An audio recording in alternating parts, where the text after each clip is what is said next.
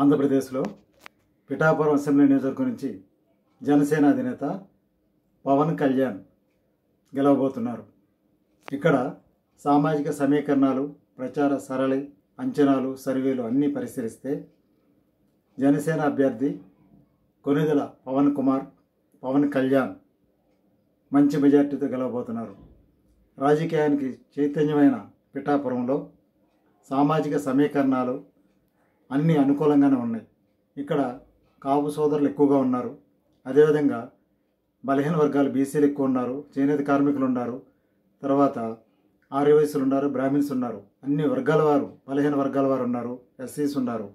అన్ని వర్గాల వారిలో మంచి పేరు తెచ్చుకుంటూ తనకంటూ ఒక ప్రత్యేకత చాటుకున్న పవన్ కళ్యాణ్ ఈసారి ఎట్టకేలకు అసెంబ్లీలో అడుగబెట్టబోతున్నారు. అసెంబ్లీలో జనసేన అభ్యర్థిగా ఆయన తొలి అడుగు వేయబోతున్నారంటే అతిశయోక్తి కాదు.